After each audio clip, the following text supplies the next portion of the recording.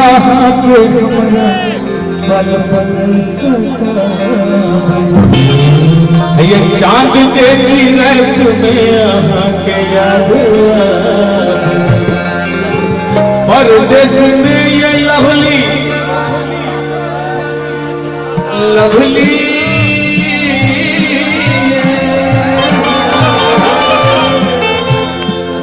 परदेश में ये लवली जी परदेश में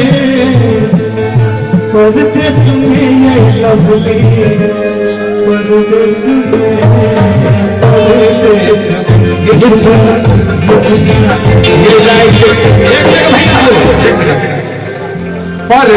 में ये लवली परदेश में ये लवली जी परदेश में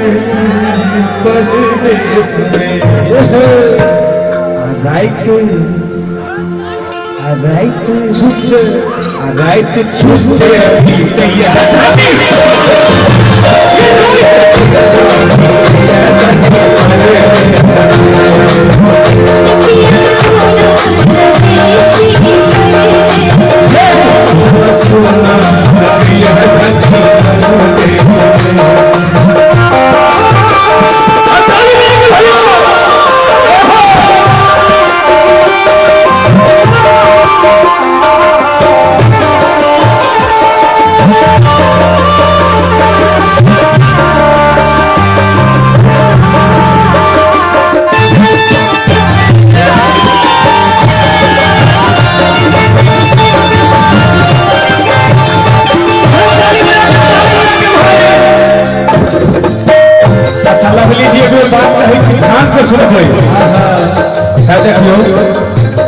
घर वाला घर वाली के तो प्रेम सही है, लेकिन मैं और बेटा के प्रेम से वो थे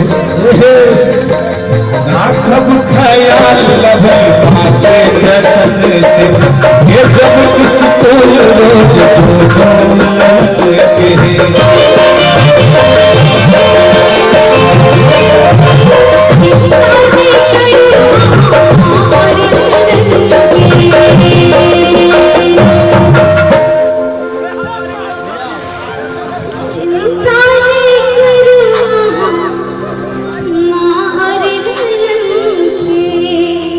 दोनों चीज तो आगे ले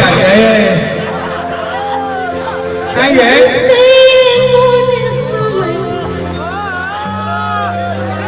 कथी रहता सही है, जल्दी करियो।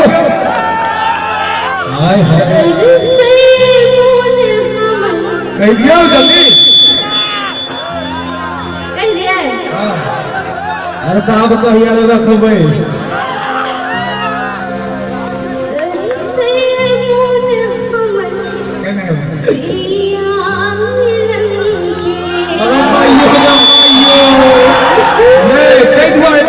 सीधी भेज जाएगी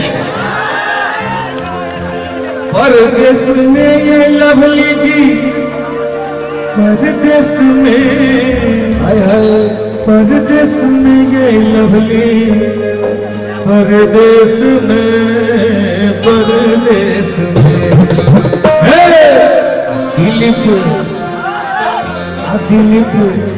दिलीप तर भगियो तर सैया